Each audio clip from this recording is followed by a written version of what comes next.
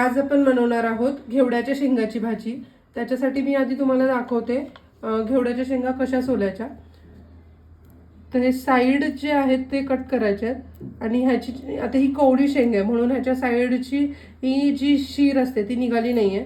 हे असं जस्ट दोन ह्याच्यामध्ये स्प्लिट करायचे आणि आपल्याला हे असे कट करून घ्यायचे।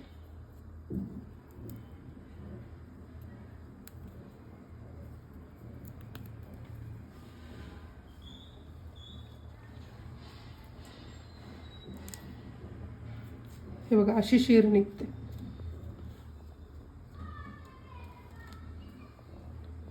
परत ह्या साइडला आपल्याला पकडायचं आणि ही शीर अशी काढून घ्यायची आणि दोन भागामध्ये ह्याचं करायचं आणि आपल्याला असं कट करून घ्यायचं।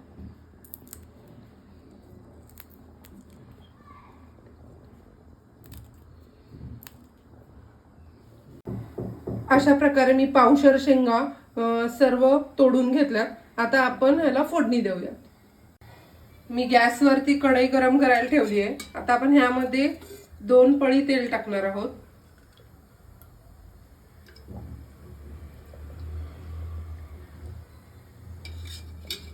तेल चांगलं तापून द्यायचंय।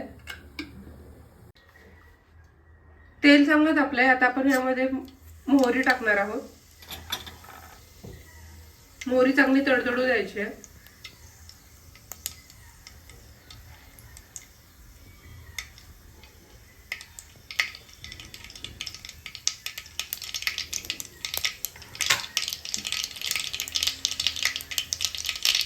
मोहरी चांगली तडतडली की आपण ह्यामध्ये आता जिरं टाकूया। मी 4-5 कढीपत्त्याची पानं घेतली आहेत, ही आपण कट करून टाकूया।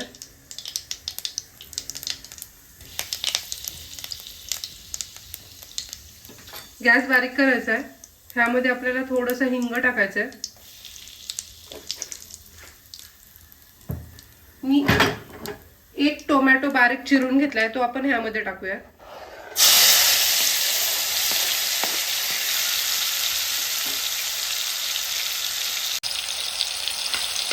टोमॅटो आपल्याला व्यवस्थित छान मस्त मऊ शिजवून द्यायचं।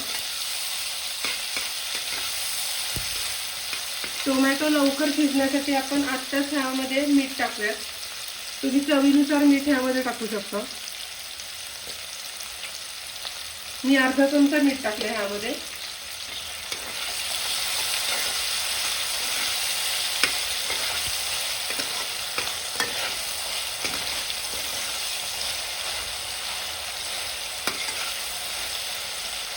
तुम्ही बघू शकता आपला टोमॅटो मस्त शिजलाय।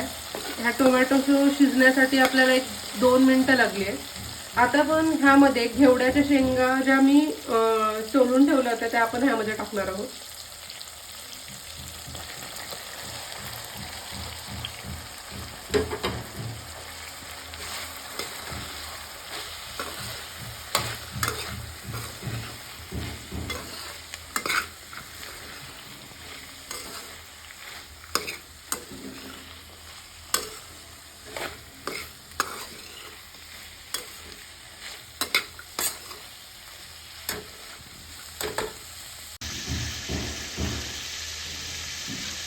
आता आपण ह्यामध्ये हळदी टाकायची आहे। मी 1 पाव चमचा हळदी टाकली आहे। कलरसाठी अर्धा चमचा लाल तिखट, 1 चमचा धने पावडर, अर्धा चमचा काळा मसाला, 1 चमचा लाल तिखट। आता आपण हे व्यवस्थित मसाले मिक्स करून घेऊया भाजीमध्ये।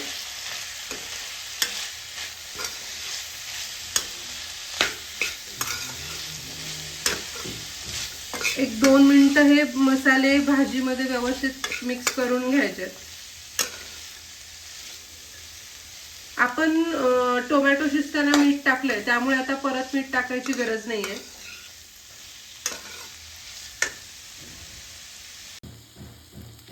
आता आपल्याला ही भाजी झाकण ठेवून 5 ते 7 मिनिट शिजवायची आहे। मग आपली भाजी, आणि झाकणावरती आपल्याला महत्त्वाचं म्हणजे पाणी ठेवायचं जेणेकरून भाजी खाली लागणार नाही.